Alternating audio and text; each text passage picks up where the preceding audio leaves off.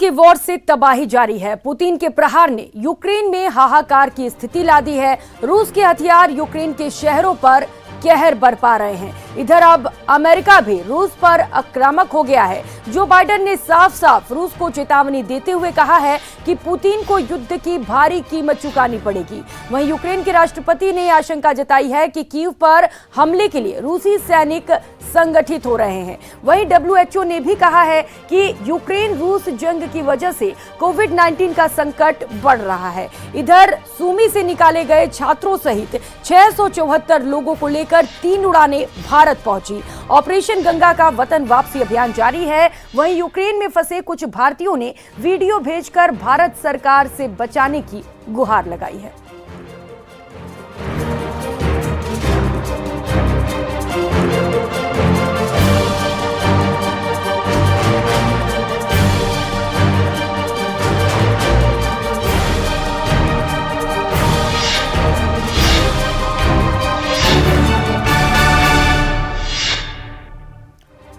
और रुक कर लेते हैं इस वक्त आ रही एक बड़ी खबर का। पश्चिमी देशों के प्रतिबंधों पर रूस की नई धमकी सामने आई है।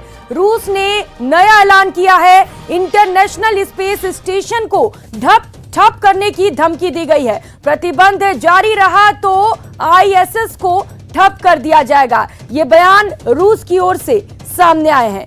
तो आपको बता दें, जब से रूस ने यूक्रेन पर हमला किया है, लगातार तमाम पश्चिमी देशों के लोग रूस पर प्रतिबंध लगा रहे हैं, जिसको लेकर रूस की ओर से नए धमकी सामने आए हैं। इंटरनेशनल स्पेस स्टेशन को ठप करने की धमकी दी गई है। तो रूस ने साफ तौर पर कह दिया है, प्रतिबंध जारी रहा तो ISS को ठप कर दिया जाएगा।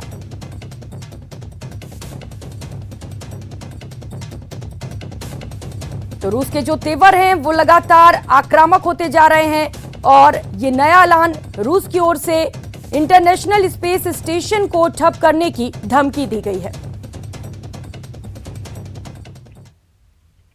आज रूस और यूक्रेन युद्ध का 17वां दिन है। न यूक्रेन झुकने को तैयार है और न रूस। इस बीच केमिकल वॉर का संकट बढ़ गया है, जिससे दुनिया की चिंता बढ़ गई है। रूस ने यूक्रेन की राजधानी कीव और उसके पास वाले इलाकों में हमले तेज कर दिए हैं। आज ब्रोवरी इलाके में रूसी सेना ने एयर स्ट्राइक और भारी गोलीबारी की, जिसकी वजह से यहां के एक अनाज गोदाम में आग लग गई।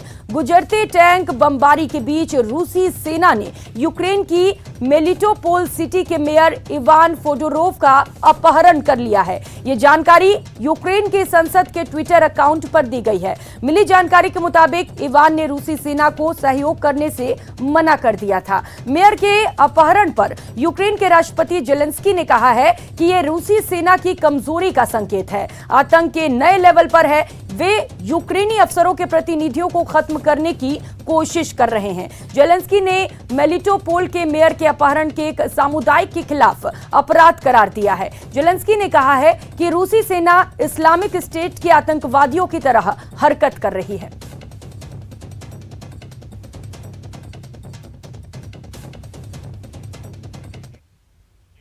तो रूस और यूक्रेन के बीच युद्ध जारी है। युद्ध के बीच यूक्रेन से भारतीय छात्रों के लौटने का सिलसिला भी लगातार जारी है। यूक्रेन से भारत लौट रहे छात्रों और उनके परिवार के बीच खुशी का माहौल है। इस बीच यूक्रेन संकट को लेकर प्रदेश के मुख्यमंत्री अशोक गहलोत ने चिंता प्रकट की है और भारतीय छात्रों की सकुशल स्वदेश वापसी पर संतोष जताया है। रशिया और यूक्रेन में जो युद्ध चल रहा है वो भी शुभ संकेत नहीं है। हमारी सरकार हो या दुनिया की कोई सरकार हो, सब ये अपील कर रही है युद्ध बंद होना चाहिए, शांति स्थापित होनी चाहिए। कितने लोग मारे जा रहे होंगे, किसी को नहीं मालूम। क्या स्थिति वहां पर कोई नहीं जानता। हमारे छात्र फंस गए थे वहां पर। आप सोच सकते हो क्या बीती होगी उनके ऊपर। मैंने 4-5 छात्रों से बातचीत करी, उनकी हौसला अफजाई करी। मुझे खुशी है कि धीरे धीरे सब बच्चे निकल करके हमारे देश में भी आ रहे, हमारे प्रदेश के अंदर भी आ रहे। इस प्रकार से दुनिया किसी हिस्से में अगर युद्ध होगा तो हम कभी उसको समर्थन नहीं कर सकते। हम चाहेंगे सब लोग प्रेम से भाईचारे से रहे। और हमारे देश में तो वसुदेव कुटुंबकम की बात की गई है, पूरा विश्व जो है कुटुंब की तरह है। विनोद भाई ने जय जगत की बात की थी, पूरे जगत की जय हो, पूरे विश्व की जय हो। ये भावना हिंदुस्तान की धरती से निकली हुई दुनिया के मुल्कों के लिए, ये हमें समझना चाहिए। इन्हीं भावनाओं को हमें आगे बढ़ाना है। ये वर्तमान पीढ़ी की आवश्यकता है, और वर्तमान पीढ़ी की आवश्यकता ये भी है नई पीढ़ी को सही रास्ता दिखाना। ये हमारा कर्तव्य बनता है।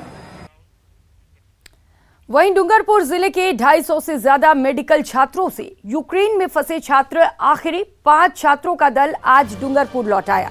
छात्रों के डूंगरपुर कलेक्ट्रेट पहुंचने पर छात्रों के परिजनों और बीजेपी नगर मंडल ने जोरदार स्वागत किया। इस दौरान परिजन अपने बेटों की सकुशल वापसी से भावुक हो गए और उन्हें गले लगाकर रो पड़े। नर्वस हो गया था वहाँ पे मैं, और मैं ऐसा सोचा था कि मैं वहाँ से मतलब कैसे आऊँगा, कब आऊँगा, मेरे को कुछ भी आइडिया नहीं था। और वहाँ की मतलब बहुत सिचुएशन खराब, मतलब इतनी ख़राब हो गई थी। बमबारी होती थी रोज़ और फायरिंग की आवाज़ वगैरह सुनाई देती थी हमेशा, और हमको बार बार बंकर जाना पड़ता था। और सप्लाईज बंद हो गई थी, वाटर बंद हो गया था, फूड सप्लाईज बंद हो गई थी। बहुत बच्चों ने बहुत कुछ फेस किया है। सारे बच्चे स्नो से मतलब बर्फ़ से पानी पिघल के पी रहे थे, ऐसी स्थिति बन चुकी थी, क्योंकि वहाँ पे हाइड्रो पावर प्लांट उड़ा दिया था हम लोगों ने, और सारे परिवहन बंद, ट्रांसपोर्टेशन पूरा बंद, तो हम लोग ट्रैवल नहीं कर पा रहे थे। इसमें इस गवर्नमेंट का बहुत बड़ा योगदान है। लगभग सुनी में 700 बच्चे थे जिन्होंने बहुत स्ट्रगल किया। रूस और यूक्रेन युद्ध 17वें दिन नया मोड़ लेता दिख रहा है।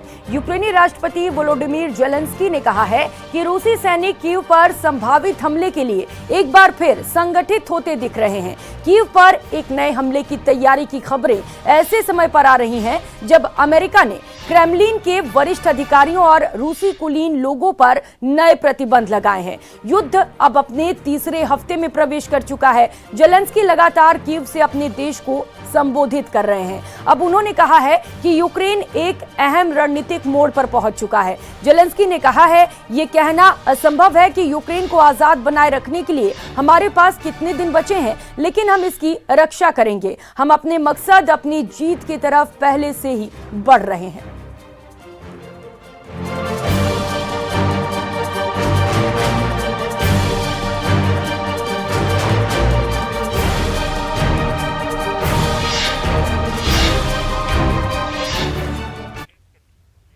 इधर अमेरिकी राष्ट्रपति जो बाइडेन ने चेतावनी दी है। बाइडेन ने कहा है कि अगर नाटो और रूस में सीधी लड़ाई हुई तो तीसरा विश्व युद्ध शुरू हो जाएगा। आपको बताते चले कि संयुक्त राज्य अमेरिका दूसरे पश्चिमी देशों की तरह यूक्रेन को विमान रोधी और टैंक रोधी मिसाइलों जैसे हथियार भेज रहा है, साथ ही खुफिया जानकारी भी साझा कर रहा है। अमेरिकी राष्ट्रपति बाइडेन ने रूसी शराब, सी फूड और हीरे के इंपोर्ट पर भी बैन लगाने का ऐलान किया है। इसके साथ ही रूस से मोस्ट फेवर्ड नेशन का दर्जा भी वापस लिया जाएगा।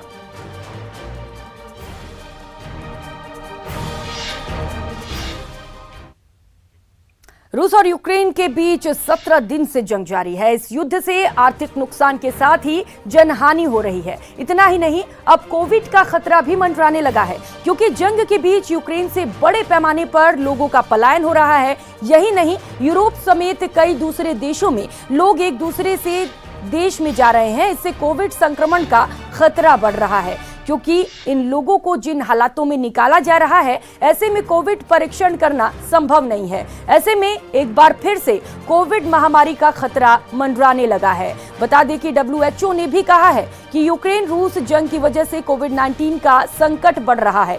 WHO की ओर से कहा गया है कि रेस्क्यू के दौरान लोगों की आवाजाही बढ़ गई है। इसके साथ ही देश में वैक्सीनेशन, इलाज और कोविड जांच में रुकावट पैदा हो रही है।